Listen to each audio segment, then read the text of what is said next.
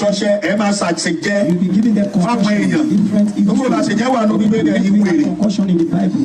Kì í ṣe nípa àbẹ́là. Not by the candle. Kì í ṣe nípa 7 book of Or Moses. not by 7 book of Moses. Olú Claiming ìtàlẹ̀ to be ni. a prophet of God. Olú òkè ń talẹ̀. A prophet of God don't engage in estate agents. Oríkìdì gbìbí ikú mọ̀. It's the popularity he got from my name that brought him there. After living here, he went to Shegun. Shegun used all his life to lie. Shegun is a perpetual liar. Prophet Shegun. Oh, he's a liar. He even lie more than the private part under a woman. Increase ìdámẹ́wàá ẹ̀ dẹ́ má bọ́ olùṣọ́ àgùntàn kan kó wù pọ̀ ṣe ti gbọ́ nítorí pé tẹ́ndẹ́sì pé kán máa lù ẹ́ ń jìbìtì wà nítorí kò síbi tó ń lọ gbàdúrà tí wọ́n ò ní rí ẹ lólówó. I didn't force my daughter. My daughter didn't need help. I told Tokwe, help this guy. Tokwe did not know. I've never met Timilehin for life. He didn't know Timilehin.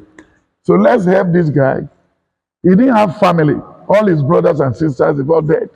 Tiẹ̀ wá ní ìbẹ̀rẹ̀ Ọlọ́run tẹ̀ sí kò tẹ̀ agbẹ́bí kan náà ọkàn ẹ̀ mọ́ dẹ̀ pẹ̀rẹ̀ ní wòlíì ọkàn ń parọ́ ṣá ó ní ọmọ ẹ̀ ẹ̀bùyàn kan ìwọ tó bá àti wàtí ọmọ ẹni dìnnà lọ́wọ́ ọmọ ẹ̀ wá sí Nàìjíríà mo fi ọmọ bèrè lọ́wọ́ ẹ̀ pé báwo nílé ẹ ọmọ yẹn wà confused nígbà tí mo kọ́ bèrè question yẹn but ó try àti readjust ìpín yẹn ilé yẹn ìpé ó tóbi jù òun ilé tọ́tọ̀ àjọkú sí yẹn ọmọ yẹn tó wọ́n rent ilé ọmọ yẹn tó wọ́n ra ilé because kò mọ̀ nǹkan tí ìwọ bàbá tó bá mi sọ lẹ́yìn òdodo ọ̀rọ̀ ni mo sọ and may the truth win àdàbí tó bá sọ́dọ̀ mọ́ nìyẹn o mo fi kọ́ Ọlọ́run lọ́rùn mo sọ fún ẹ mo lẹ́mìí kọ́ ló ń bájà Ọlọ́run ló ń bájà gbogbo iṣẹ́ ikú tó ṣe Ọlọ́run máa yí lé lọ́mọ ẹ gbogbo iṣẹ́ ìpọ́njú tó ṣe Ọlọ́run máa yí lé lọ́mọ ẹ gbogbo iṣẹ́ ajádàpọ̀ tó ṣe Ọlọ́run máa yí lé lọ́mọ ẹ gbogbo iṣẹ́ ìwàlá ìgbẹ́gbẹ́ kí ẹ máa rí pọ̀jù iṣẹ́ ìkópa tó ṣe Ọlọ́run máa yí lé lọ́mọ ẹ àdàbí tí ò bá sí Ọlọ́run nìkan àdàbí tí ò bá sí Ọlọ́run mọ́ ní ààyè nìkan àmọ́ tọ́lá máa ń bẹ láàyè wàá ṣẹ̀sín jìbìtì tó gba ìmọ̀ láyé ìwọ kọ́rọ̀ délé tó sin ọmọ Tibetan wàá ṣẹ̀sín àdàbí tí ò bá sí Ọlọ́run. Kò sẹ́ni tó lè fẹ́rẹ̀ yí òtítọ́ ti dá dúró òtítọ́ àṣàbẹ́sì ń bọ̀ wá dọ̀bálẹ̀ ń géètì ó máa táwọn máa dọ̀bálẹ̀ ń géètì ẹ̀ níjẹ́ ká wọlé kò lè yé èèyàn mọ́ tí ó fẹ́ kí n sọ pé the rise and the fall tí mo bá ti lọ sọ pé the rise and the fall ló ti tán ẹlòmí ló máa fọmọ ẹ̀fọ́ sọ ìṣe ẹ̀dá ká ṣèdúró jẹ́ ká má sọ pé the rise and the fall o tàbá ti sọ́mú tí ń tì ní kíkan sọ the rise and the fall tú ẹ báyìí tó tán ni kí ló ní náà tẹ́ mẹ̀háyà nílé lọ́rẹ́ǹtì ó ṣe journalist títí kò sí inú mọ́tò ló ń sun tó fi dá lórí àdélé tó rà fúnra ẹ̀ èyí lé mẹ̀rẹ́ẹ̀tì náà ló wà ẹni tó tún lọ bá náà mẹ̀rẹ́ẹ̀tì náà ní wọ́n jọ ń ṣe pọ̀.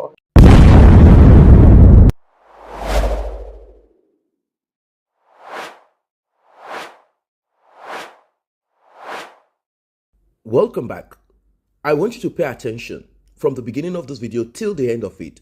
Watch and observe. Listen to every detail as it is about to get explosive. This is not a joke. I'm introducing to you once again Prophet Marcus Tibetan of the Celestial Church of Christ. Is popularly known as the Nostradamus of our time due to the forecast book or books that he often will write what he claimed that God told him. And also introducing to you a young man called Timilehin. I call him ex-in-law of Prophet Marcus Tibetan. Timilehin alleged that Prophet Marcus and a woman who is said to be in charge of the sale of this vast land. He also alleged that he was fooled into believing that the said vast land is situated close to Dangote's refinery. Àmọ́ tọ́lá máa ń bẹ láàyè wàá ṣẹ̀sín jìbìtì tó gba ìmọ̀ láyé ìwọ kọ́rọ̀ délé tó sin ọmọ Tibetan wàá ṣẹ̀sín àdàbí tí ò bá sí Ọlọ́run wàá ṣe owó jọ láti fi travel owó tó ń jí kó ní Nàìjíríà ṣèbí o sẹ́ni owó kọ̀ọ̀kan owó mi tó gbà tó sẹ́ni sínú àkáǹtì àkítọ̀ǹdé o fi àkáǹtì yẹn London owó yẹn lọ sí Dublin ni because lẹ́yìn ìgbà yẹn o pè mí lẹ́pàá tó gbowó lọ́tọ́ lọ́wọ́ mi o sọ fún mi pé ọmọ yẹn ra lé ọmọ tó wá sí Nàìjíríà èmi mo sọ flight go come èmi mo sọ flight ọmọ yẹn go come ọmọ tó àkáǹtì ti ń bo kí ló àkáǹtì tó ń tàǹtì everything ó ti bìlí pé o mọ nǹkan tó máa ṣe ẹ̀wọ̀n ọ̀nà bá àwọn aláwo ẹ̀ àwọn aláàfáà ẹ̀ àwọn kíní kan ṣé o mọ iye ìgbà tó pè mí ipe kí n send owó kí n bá send owó sí àfà ní Abẹ́òkúta àbí mo ti padà ọmọ ẹ náà ipe oníkíwá fẹ́ ọmọ ẹ o pè mí lẹ́lẹ́kí ní oníkí send orúkọ àwọn family mi sí ẹ mi send ẹ sí ẹ ẹlẹ́kẹ̀ẹ́jì o pè mí mi send ẹ sí ẹ ẹlẹ́kẹ̀ẹ́ta mi o pè mí àyà mi ń já mo send orúkọ yẹn sí ẹ mi mọ̀ nǹkan tó fi ṣe up till now. And rather for me to have any biased mind towards anybody, I didn't hold the money. My mother warned me when I was in primary 5. There are 3 things that can kill. Don't help anybody to buy a car or land and collect commission. My mother told me this far long ago. But when you heard about this 6.5 million, you know the commissioner. You are even saying the 6.7. I don't know about they should go and ask a kid on the. But how much did you go through, you, sir? When you see the printout, you will see the whole thing. I didn't have anybody's cover in my account. Owó mi ni mo ní kó dábàdà ìwọ ni mo send owó sí ìwọ Kọ́lọ̀délé Tósìn ọmọ Tibetan ìwọ ni mo send owó sí ìwọ ni wọ́n mi dáhùn padà ó pa 67 million naira oní ọ̀rẹ́ meet 65.55 then 1.5 tó kù nǹkan ìbò ló wà lọ ọ̀dà nígbà ògbà commission why is the rest ilé tó wá sí Àbújá tí o ní pé wọ́n pé ọba gbàdúrà sí ṣe ọmọọṣẹ́ ibi tó ṣe síbẹ̀ nítorí pé ó sọ fún mi pé kẹ́mi wá kọ́lé sí Èkó mo ní mi ò like Èkó because your intention is that pé kẹ́mi wá sí Èkó tí o máa lè ní access láti máa wá bó ṣe wù ẹ́ láti máa ṣiṣẹ́ òkùnkùn ẹ́ ó wá ṣiṣẹ́ ibi sí onílé yẹn pé kí ilé ẹ kí kọ́pẹ́sì máa bàjẹ́ kó oríṣiríṣi tí pẹ́pẹ́sì máa ṣẹlẹ̀ so that a lè súnyàn pé àyàn lè ta ṣe pé iṣẹ́ ibi tó wá ṣe nìyẹn àbí o rò pé Ọlọ́run tẹ́ láṣìírí ni ṣe bí iṣẹ́ ibi tó wá ṣe nìyẹn ṣe rò pé Ọlọ́run tẹ́ láṣìírí ni.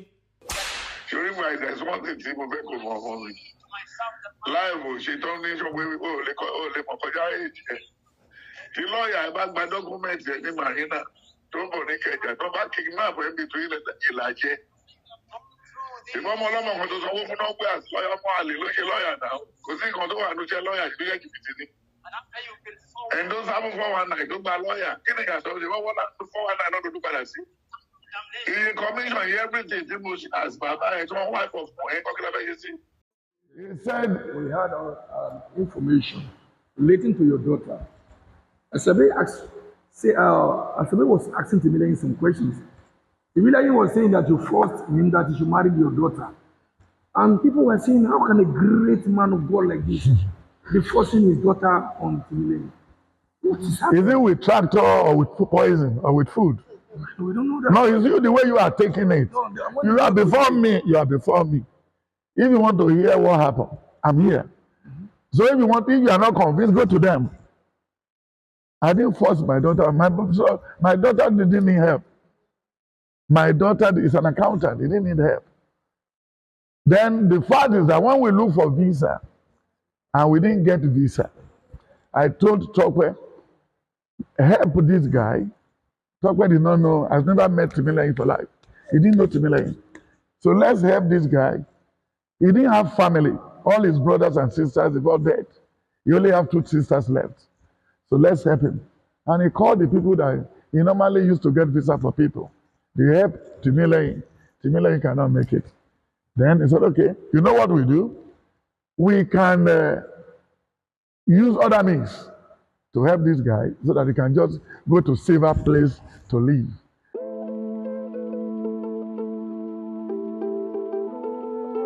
Shut up! So the other area, I don't understand the English of force or no force. Do I force my daughter's name on the receipt of the land? Okay. Do I force my daughter's name on the receipt of the house he bought in Abuja? Did my daughter need visa? Did my daughter need a godfather? Is it Richard? Somebody getting dollar, pounds, a euro. And you are getting dollar here, and he has no job. He said he's doing good meat, he's trading on the internet, this and that, no problem. Is that a job? A Bitcoin, it could be Bitcoin. My son cannot be Bitcoin. My daughter cannot do Bitcoin. They have to go to work and work. I work with my hand, he can go and work. I'm not jealous about it. He can work for him. His big coins and yellow coins and triple coins. Shut up!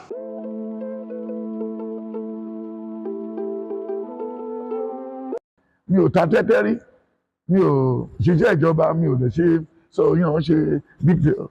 So once one that he force it, to get out of it, we should forget about it now. Èyí gbogbo kan tó ń sọ káàkiri àṣàbẹ́ ló wà ń di ẹ̀. Ọ̀dọ́mọdé wà ń dẹ́ àbẹ́ àṣàbẹ́ but mi ò ní gbé sẹ́wọ̀n but mo fẹ́ kó lọ sẹ́wọ̀n Ọlọ́run. Kí Nàìjíríà lè rí lọ́jọ́ tó bá lọ. Màá wá tó jáde pé ẹ ti tún gbúròó àṣàbẹ́ ni ó ti wà nù tiẹ̀ o. Tó bá wá jáde wọ́n wá sọ fún lójú àlá yẹn ibi tó ẹni tó ṣẹ̀. Ẹ̀sọ́ ló ti ti nìyẹn. Bó ń kọsẹ̀ lọ́nsìn. Sókè eléyìí tó fẹ́ ṣe lẹ́yìn tó bá ti gbé léyìí. Ta ló tún fẹ́ interview tó máa fi trend yìí sìn. Marcus náà ló ṣe tún padà sí. Ọ̀rọ̀ Marcus náà ló tún gbé táwọn tó ẹni táyé mọ̀ ẹni táyé fẹ́ rí ẹni tó ń sọ̀rọ̀ tí òun fi kan pé méjì ó tún padà sọ́dọ̀ mi náà nìyẹn.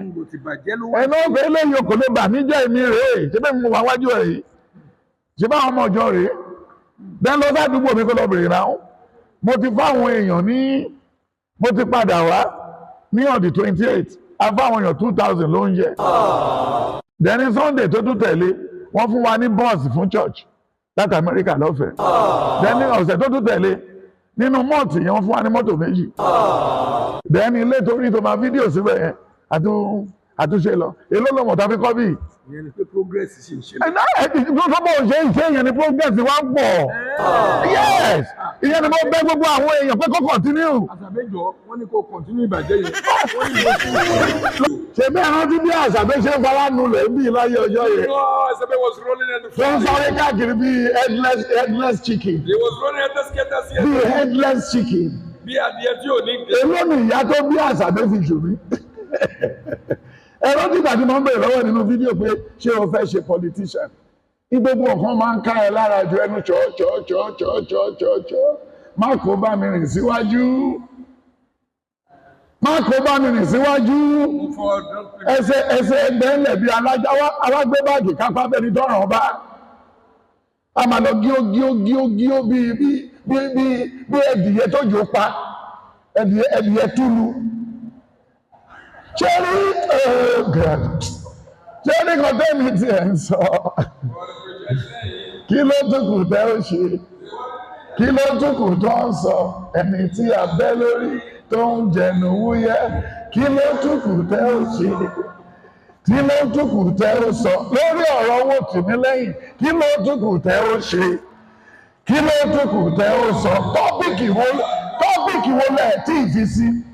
Àṣàbẹ́ tó lọ rẹ́jísítà tẹ̀tẹ̀rẹ̀ gún gbogbo ẹ̀ nítorí pé nígbà tí àjálù bá tó bá wó Àṣàbẹ́ Áfíríkà mọ́lẹ̀ wọ́n wá padà sí tẹ̀lẹ̀dá lónìí ìdí ẹ̀ kí lèèyàn fẹ́ fòkó rádaràdá ṣe òtítọ́ Àṣàbẹ́ ṣì ń bọ̀ wá dọ̀bálẹ̀ ń géètì òun táwọn máa dọ̀bálẹ̀ ń géètì ẹ̀ níjẹ́ ká wọlé kò ní yéèyàn mọ́ tí ó fẹ́ kí n sọ pé the rise and the fall tí mo bá ti lọ sọ pé the rise and the fall ló ti tán ẹlòmí ló máa fọmọ ìfọkọ ìṣe ẹ̀dẹ́ká ṣèdúró jẹ́ ká má sọ pé the rise and the fall o tàbá ti sọ́mù tí tì ní kíkan sọ the rise and the fall ní tú ẹ báyìí tó tọ́ ni kí ló ní náà ten mẹ́háyà nílé lọ́rẹ́ǹtì ó ṣe journalist títí kò sí inú mọ́tò ló ń sun tó fi dá lọ́rọ̀ àtẹ́lẹ̀ tó rà fúnra ẹ̀ èyí ló rí mẹ́rẹ́ẹ̀tì náà ló wà ẹni tó tún lọ bá náà mẹ́rẹ́ẹ̀tì náà ló wọ́n jọ ṣe pọ̀ hallelujah. This is so unbelievable. So unbelievable. Ẹni tó pe rẹ̀ ní wòlíì. Báwo ni máa ń ṣe find it so easy láti máa parọ́? Ó dẹ̀ tún ó wà nínú church. Ó kàn bẹ̀rẹ̀ sí ní wúrọ́ ńláńlá ṣé ẹ̀rù kí n bá ní. Kò tiẹ̀ ní ìbẹ̀rù Ọlọ́run kankan lọ́kàn ṣá. Irọ́ ṣá. Ó jókòó sí ó ṣe interview from the beginning to the end. Ó tiẹ̀ sọ òótọ́ mi kankan. Ibìkan ó ń pe Sam. Ó ní abanidá tí a kò bàjẹ́ ó sọ kí nìyẹn ó ṣe ká àbí Sam lè tó kọ́kọ́ pín yẹn ó ṣe ká parí kò sọ kí ègún tó wà nínú Sam yẹn kó jẹ́ títí ẹ tó bá yẹ kó o parọ́. Ó ní èmi pé lágbára Ọlọ́run ìwọ ló máa kú tìrantìran mò ń sọ àfi tí o bá sí Ọlọ́run nìkan ìwọ kọ́dọ̀délé tó tó pọ̀ ẹni Marcus tó jẹ́ ọmọ Tibetan àfi tí ò bá sí Ọlọ́run ìwọ ló máa ṣẹ̀ sí tìrantìran. Èmi ò kí ṣe genesis orí òótọ́ ni mo wà, òótọ́ ni mò ń sọ, mi ò pa irọ́. Àdàbí tí bá ṣe ọ̀fọ́ ẹ̀kọ́ ló pè mí, ló gbé fóònù tó pè mí pé ẹ̀mí yẹn sọ fún ẹ tó pè mí pé kí ni èjì ẹ wípé o kò sùn sí bíbá pé ẹ̀mí yẹn sọ fún ẹ pé o ò ṣe jẹ́ kí àwọn méjì fẹ́ra. Àdàbí tí bá ṣe ọ̀kọ́ ló sọ fẹ́ fún mi.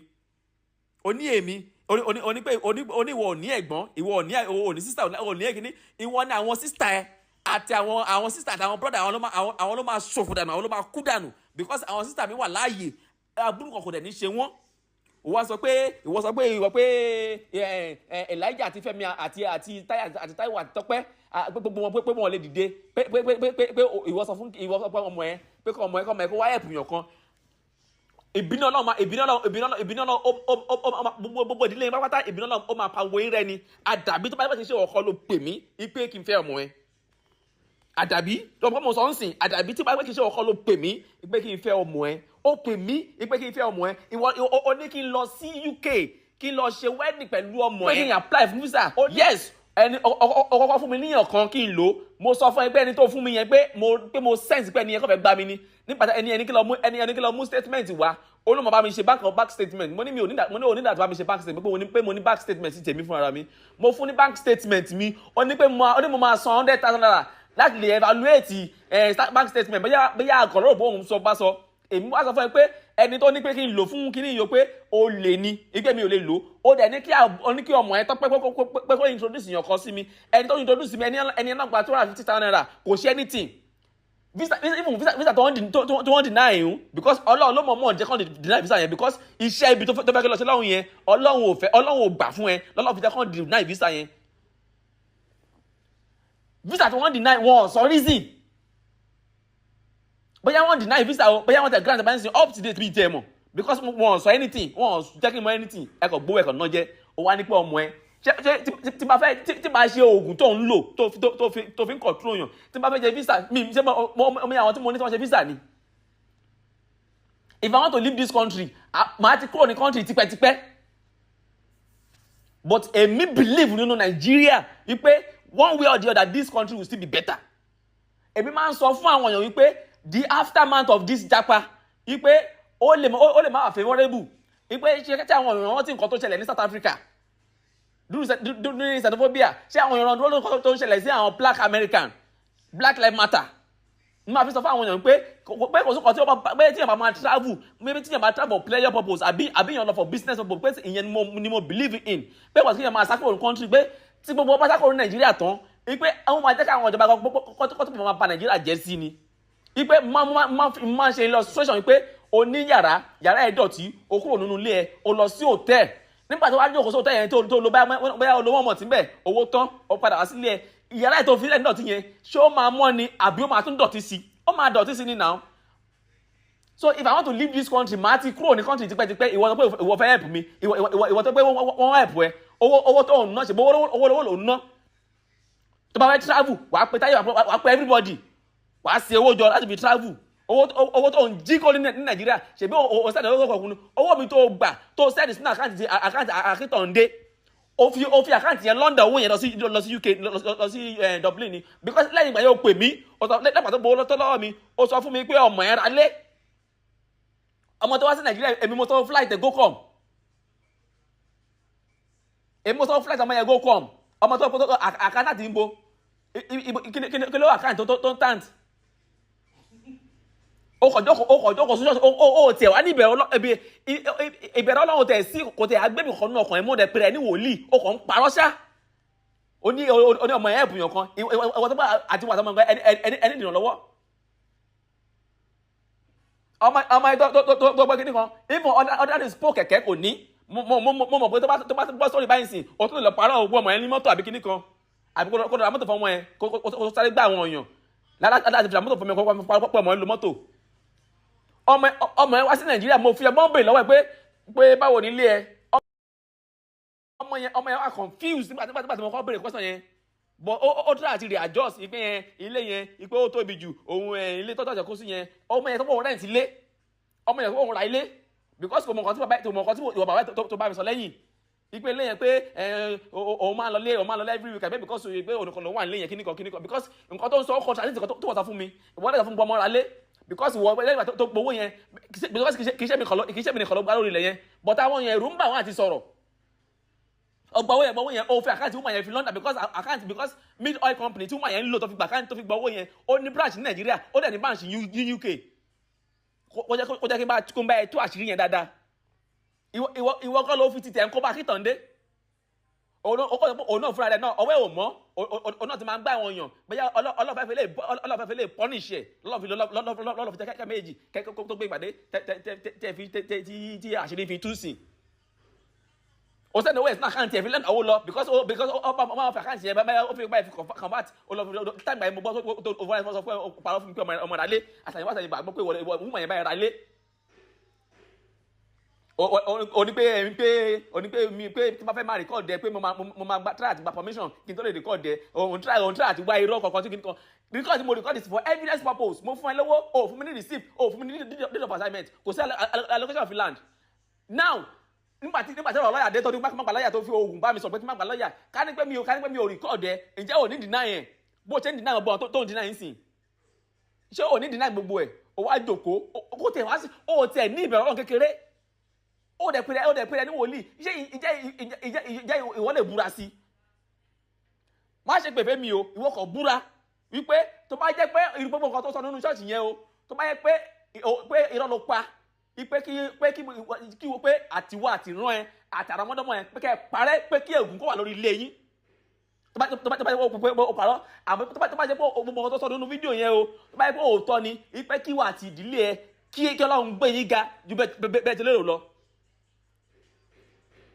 má dàdé kọ́ mi tó ní mo mọ̀ pé wàá lọ lo oògùn mo mọ̀ pé o ní àyè nìkan lọ́wọ́ reason pàtó mo fi sọ bẹ́ẹ̀ mo mọ̀ pé o ní àyè nìkan lọ́wọ́ pé wòlé òkùnkùn nìyẹn o mọ̀ bó ṣe lè yí àmọ́ tó mọ̀ pé agbára wà ní àṣẹ wà ní àwọn wa ìwọ kò sọ ipe tó bá yẹ pé gbogbo nǹkan tó sọ ní fídíò yẹn tó bá yẹ pé lọ́ọ́ pa pé kọ́lọ́ pa ẹ́ láti ràn tẹ̀bí tara gbogbo tó tọmọ tó rò mọ́ pé kọ́lọ́ pa gbogbo yín rẹ́ tó bá yẹ pé gbogbo nǹkan tó sọ ní fídíò yẹn bá yẹ pé irọ́ ni ìwọ sọ bẹ́ẹ̀ ìwọ sọ pé Ọlọ́run ìpè tó pe SBJ Ọ̀ṣọ́fà ṣọ́ọ̀ṣì tó fi bojú tó fi ń parọ́ yẹn ìpè má jẹ̀mú tó ṣiṣẹ́ pẹ̀lú bàbá yẹn tó bá jẹ́ pé gbogbo nǹkan tó sọ nínú fídíò yẹn tó bá jẹ́ pé irọ́ tó bá jẹ́ pé parọ́ nínú fídíò yẹn tó sọ yẹn ìpè má jẹ̀mú Ọlọ́run alààyè tó gbé ìjọ olúmímọ́ kalẹ̀ ìpè kó ṣépè kó jẹ́ kí ìran kó jẹ́ kí ègún àti èpè kó wà látọ̀rí ìran ẹ̀ títí ayérayé pátápátá ìpè kí àwọn ọmọ ẹ̀kọ́ má dìbì wẹ̀ sí tó bá jẹ́ pé parọ́ nínú fídíò yẹn ìwọ sọ bẹ́ẹ̀ wọ́n sábà sọ́lọ́ nínú fídíò kò sọ títà káwọn ayé bá ẹ ṣàmì sí o kò jókòó o tẹ̀ níbẹ̀rẹ̀ Ọlọ́run o kò bẹ̀rẹ̀ sí ní parọ́ tí o bá wà stupid tí bá yẹ mọ́ o ò ní làákàyè o kò dàgbà ní o dánú tí bá yẹ mọ́ o ò ní làákàyè èmi sẹ́ndì owó sínú àkáǹtì ẹ oníkẹ́mi ló máa bá akíntọ̀dé kí ló máa gbowó o stupid ní now o dẹ̀ níyàn bá ẹ sọ̀rọ̀ o kò dàgbà ní o dánú you are very stupid. And you are so full. You are too full, yeah. You are such a foolish man. Gba owó lọ́wọ́ mi. Ó ní kí n má gba lọ́yà. Àṣírí ẹ̀ wá ń tún sìn. Ó ní kí n má gbé lọ court. Because kò sí ìdí tó fi sọ pé kí n gbé lọ court. Possible bá court náà lo oṣù máa padà yọrí ẹ̀ sí. Because èròǹgbà ẹni pé tó bá lọ court ẹjọ́ yẹn kò ní lórí kò ní nídìí. That was your intention. Mo mọ̀ pé àwọn iṣẹ́ bẹ́ẹ̀ yẹn wà nínú ìṣẹ̀lẹ̀. Ẹ̀yin gbọ́ tẹ̀lé ìṣẹ̀lẹ̀ náà ṣèbí iṣẹ́ aláwo iṣẹ́ àfàlò ń lò. Kó máa fi agẹmọ, kó máa fi ṣiṣẹ́, kó máa fi aláǹgbá, kó máa fi ṣiṣẹ́, kó máa fi gbogbo ẹ̀, kó máa fi ṣiṣẹ́ iṣẹ́ tó ń ṣe nìyẹn. Ṣé bí SBJ Ọ̀ṣọ́fà ṣe gbé kalẹ̀ nìyẹn? Ó ń sọ̀rọ̀ pé Genesis tọ́ kínní. Ìwọ ló mọ ibi tí wà àti Genesis ti jẹ́. Àdàbí tó bá gbọ́ pàrọ̀ ọmọ ẹnìkan gbogbo nǹkan tí mo sọ sí àbájọ tó bá gbọ́ pàrọ̀ ọmọ ẹ ìwọ ló mọ bí tí wà Genesis jẹ tó fi rípẹ̀ fún Genesis irú ẹ̀ ṣe ti èmi ò pin níbi tí Genesis ti pin tiẹ̀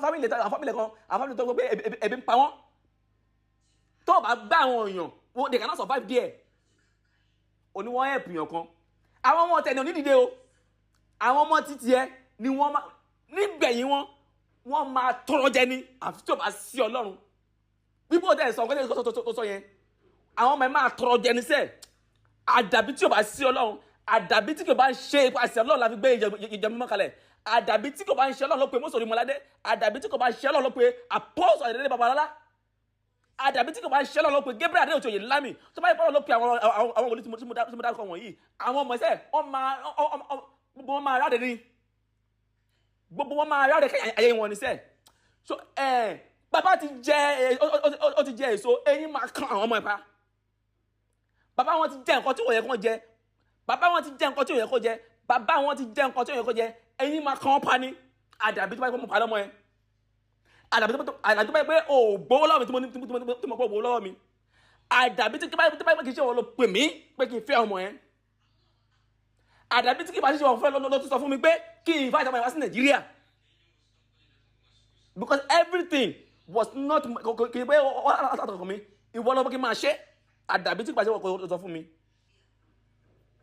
Owó mi ni mo ní kó dábàdà ìwọ ni mo sẹ́ndì owó sí ìwọ Kọ́lọ̀délé Tósìn ọmọ Tibetan ìwọ ni mo sẹ́ndì owó sí ìwọ ni wọ́n mi dáhùn padà ó gba 67 million naira oníhò rẹ̀ meet 65.55 then 1.5 tó kù nǹkan ìbò ló wà lọ ó dà nígbà ògbà commission why is the rest owó tó jẹ́ lọ́wọ́ mi kọ́ tó ní kí sẹ́ndì sí Tóyìn tó àjọjọ ẹ tó máa bá ẹ kà Bíbélì 350 500 tó ní kí sẹ́ndì sí kọ́ tó ṣe ta padà 1 million ọjọ́ tó mú pariwo ọdá 1 million padà ìyẹn náà ń kọ́ Ọlọ́run tó ẹ láṣìírí ìwọ ń pariwo síta o tún pọ̀ fún ẹ̀ṣẹ̀ sí ni òun try àti manipulate àwọn audience òun try àti máa ṣe bẹ́ẹ̀ ni pé wọ́n fi bí ṣú ẹ ipò òṣèré fún ọ̀kan fi bí ṣú ẹ ilé tó wá sí Àbújá tí ó ní pé wọ́n bá gbàdúrà sí ṣe ọmọ ṣẹ́ ibi tó ṣe síbẹ̀ nítorí pé ó sọ fún mi pé kẹ́mi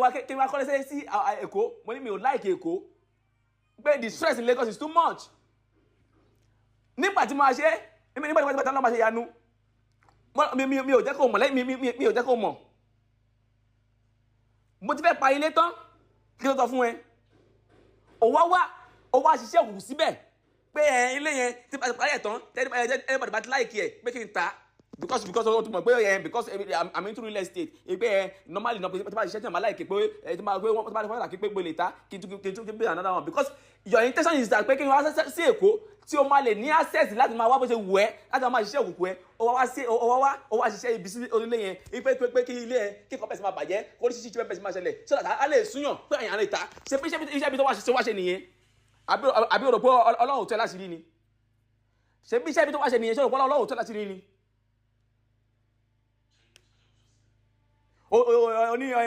oní ẹyẹ sí pé èmi ṣe forex trading èmi ṣe crypto pé kíníkan pé ọmọ ìṣe kíníkan because you are so stupid ká ní pé o stupid ni wàá mọ̀ wípé kò sí iṣẹ́ tí ọmọ ẹ̀ ń ṣe tó lè máa make owó tí mo make ní forex trading ó sí island ní Dublin yẹn ó ti bá àwọn làwọn jẹ́ ó ti bá àwọn ọmọdé yẹn jẹ́ bó ṣe wà yẹn àdàbí tí ò bá sí Ọlọ́run sẹ́ àdàbí tí ò bá sí Ọlọ́run sẹ́ àdàbí tí ò bá sí Ọlọ́run ìjọ mímọ́ yẹn ó máa pẹ́rẹ́ ó máa pààrẹ ni tẹbítara ẹ àfi tó bá sí Ọlọ́run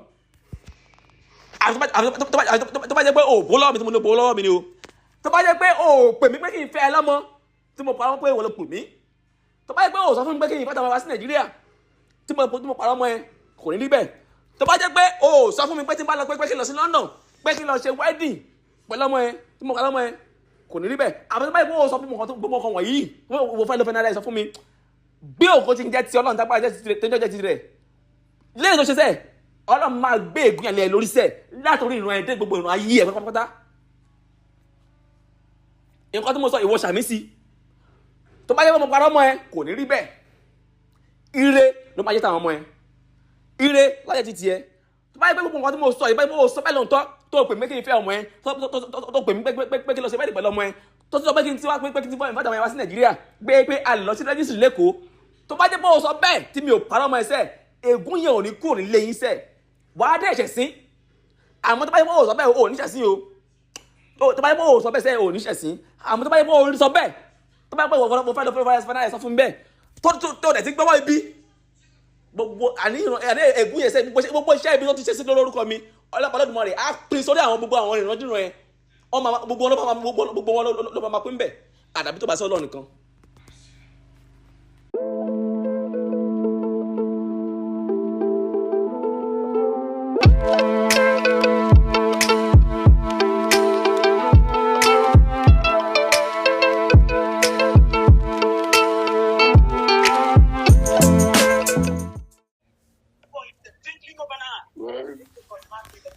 Ẹ káàárọ̀.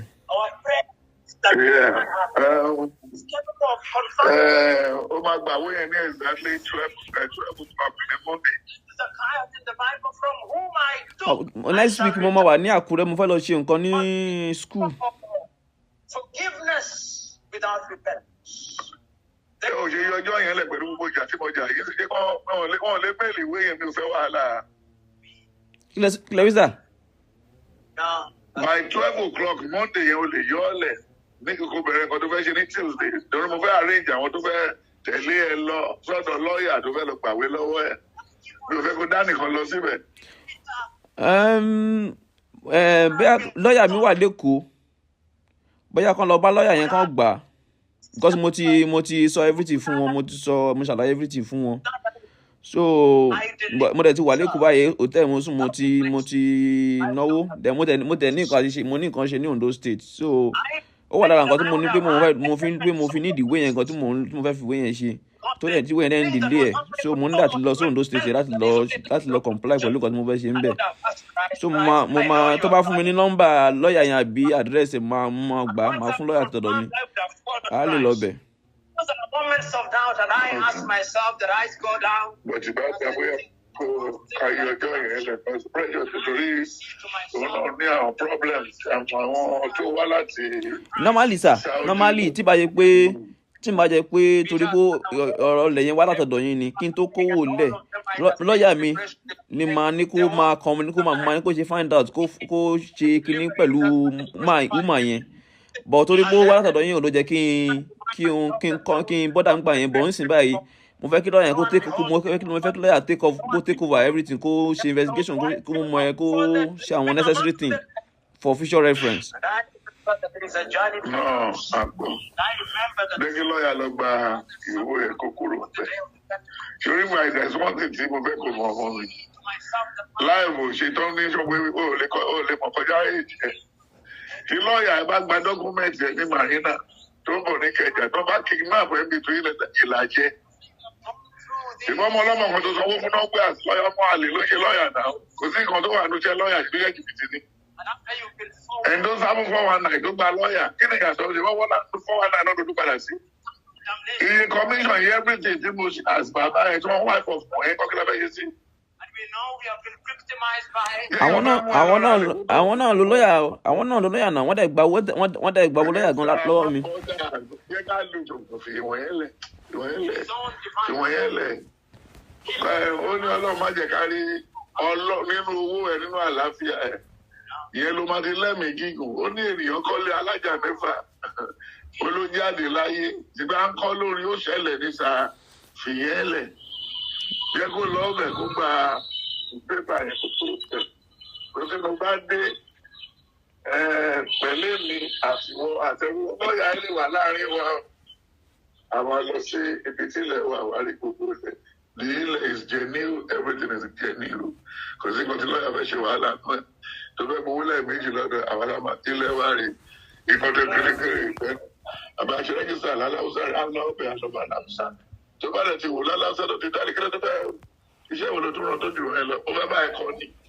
Timilehin said he later found out that the land is not situated close or anywhere around Dangote's refinery. I believe the reason why he got attracted to this is because of the Dangote's refinery.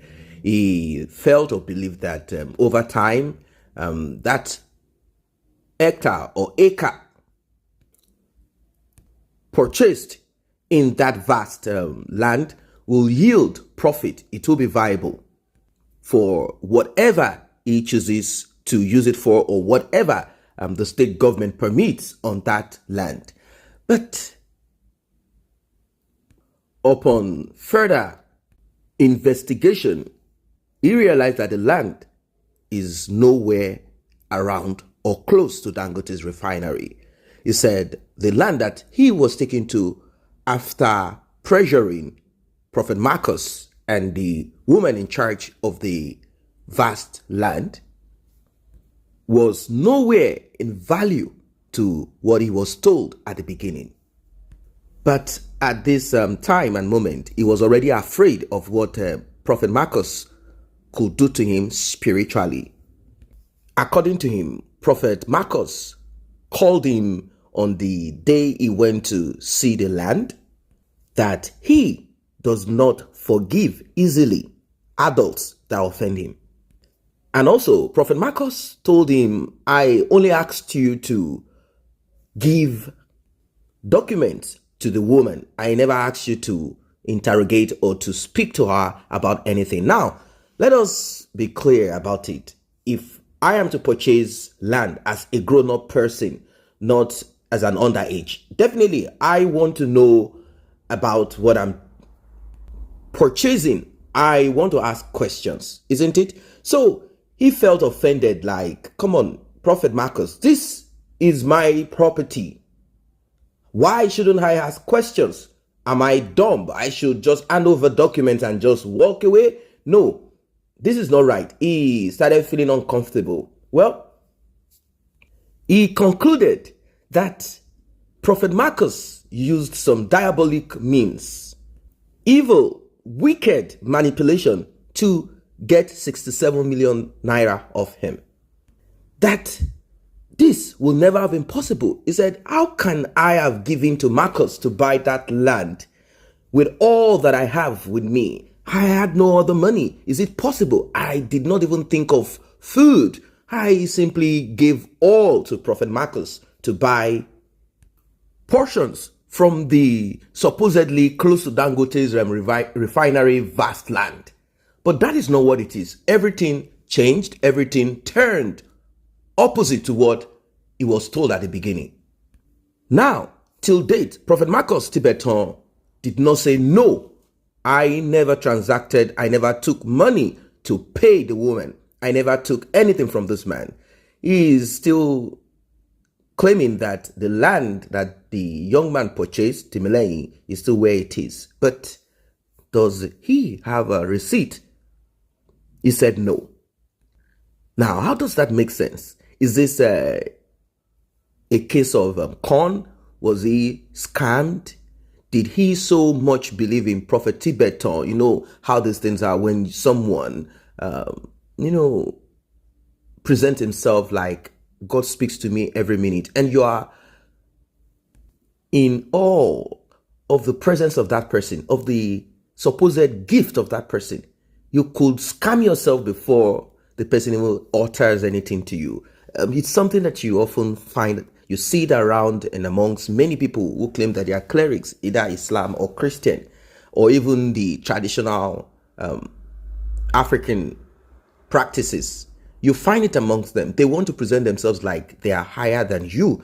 They want you to bow in reverence to them.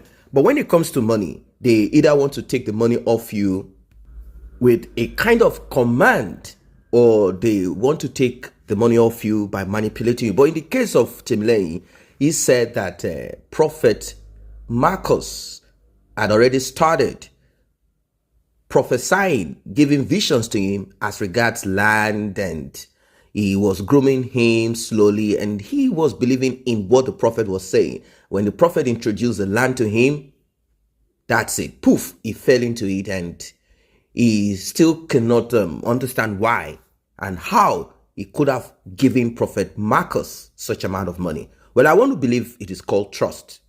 Yes, that is what con means. Someone puts you in confidence. In fact, you're already trusting that person. You believe the person is straightforward. The person is a man in quote of God, and you fall into that trap. And when you get out of it, you feel that you've been betrayed. You feel that you have been bewitched, or you fell under the unction of a diabolic, wicked, evil person. The spell worked on you. And this is what he claimed. 67 million naira is not cheap feed. Yeah, that's a lot of money. If we had to look at the present day exchange rate, that will be 67,000 euros, probably 17,000 or thereabout dollars. That's a lot of money. Now, why am I bringing this? According to Prophet Marcus, he claimed that he was helping Timilehin via his own daughter, based in Ireland, Dublin, to help him get out of Nigeria and settle. Now, is this help like just help him get abroad or marry my daughter? According to Timilehin, he said all that his father had told me about her having land and being all right, none of those things are true. But I don't want to dwell on that. I want to dwell on the help. Obviously, everyone in life needs help. Regardless of how rich, how famous, how powerful, everyone needs help. But what does a man that can afford 67 million naira, even if he claimed that he was manipulated, he was under a spell, what kind of help does he need traveling abroad? Is it that the young man never had that thought to travel abroad, or he is not aware of how to travel to the UK, to Ireland, to the US, etc.? I don't know. But Prophet Marcus reiterated, saying that I just wanted to help him. My daughter does not know him. But if we are to go back to what the young man said, he said, Prophet Marcus was telling everyone around, this is the husband of my daughter. All of this is in a bid to stop him from requesting for receipt, requesting for the 67 million naira, requesting for anything at all. Like, you know what, don't worry, everything is going to be under my control. In fact, he said that Prophet Marcus asked him to put his name or the name of the church or the address of the church on a property, on the documents of a property that he is to buy. He refused. He thought it was like a joke. He did what he did, but till today, he cannot present a receipt of what he bought, apart from transaction on his bank statement, showing that he transferred that amount of money to Prophet Tibetan's bank account. In the previous video, I said he's so afraid to go to the court that he should not be too afraid to go to the court. The reason why he's afraid is because he knows, he said he used to be a member of White Garment, but he has stopped due to this.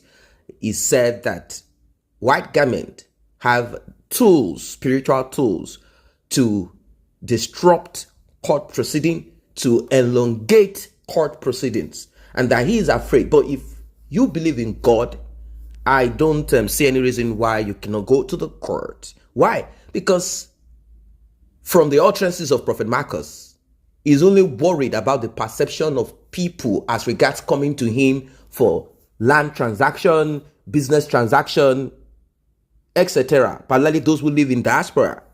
He's only worried about that. That's the only thing he's worried about people transacting with him in such a way. But when it comes to spiritual things, maybe some people might be drawn into it, like, let me still go and meet him to here. Let me still go and meet him for this and that. He's worried about a lot of things. And he said that nothing is going to happen.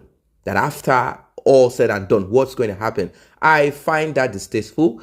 If you took money off someone and the transaction has gone sour, as a spiritual head or leader that you are, why don't you call the other woman and say, look, this transaction is messing my calling up. Please return the X amount of money that we took. He claimed that he didn't take any percentage, that his mom told him when he was young never to take percentages from sale of cars or land.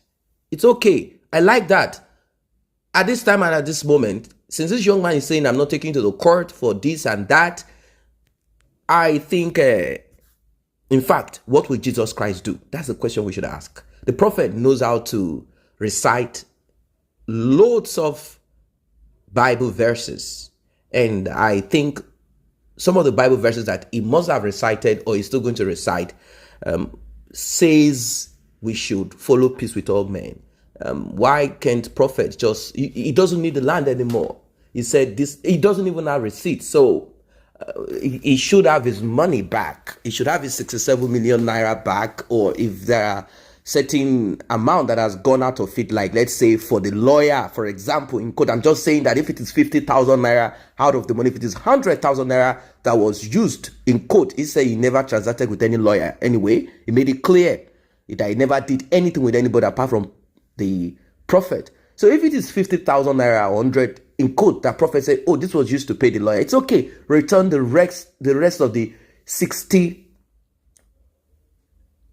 point million to him. 60 plus millions to him. If you're taking 100,000 out of it, please return the rest. 66, 650, whatever. Return it to him. It's important at this time because he has brought it out on social media, even though prophet said one time that none of these things can thrive on social media for more than 3 months. No, prophet should go and then find out from Yul Edochie, the Nigerian movie actor. His story is on social media back to back every day for close to a year plus now. So there's nothing like 3 months. Social media has changed, particularly when you speak in such a manner, they will sit on your matter like, no, we are going to drag you back and forth. And internet never forgets. People will listen. People will listen. It will go viral. It will travel abroad for free. Yeah, people will listen. They will listen to you. They will listen to the young man. And we all can see pain in his eyes. We all can see pain in his eyes. And when you talk about money, how many people abroad have that money? How many people have such amount of money? How many people abroad can boast of 50,000 euros or dollars or pounds? How many can say, yes, cash, I have it with me? That's it. So we are talking about money, sensitive here. So about the help, like I said, yes, everyone needs help.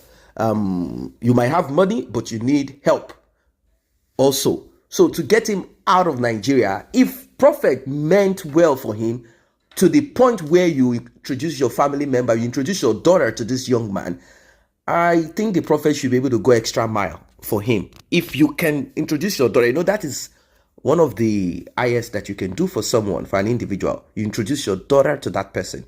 Like, this is my own daughter, my flesh and blood. Marry him. Marry her.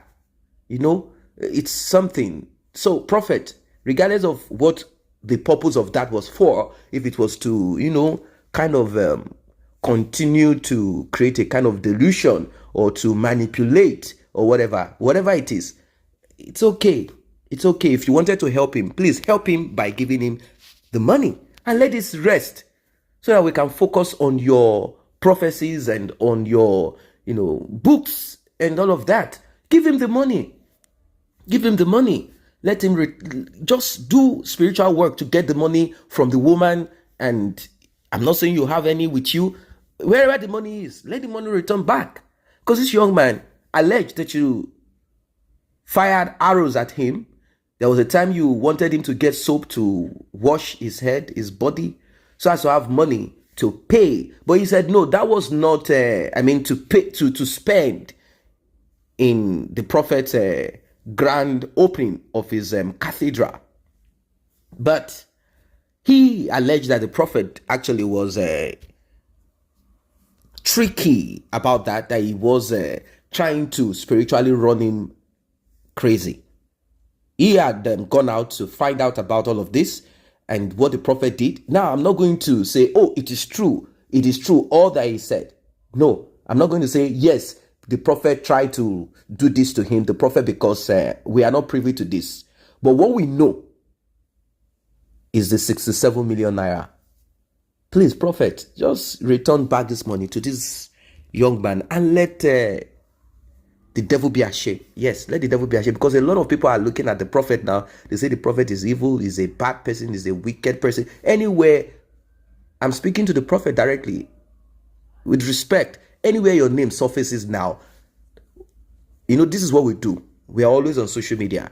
What we see are not positive comments, negative comments. Out of 100 comments, 99 comments are kind of they are not so good about you, Prophet. A lot of people are saying strong things about you, and this is not right.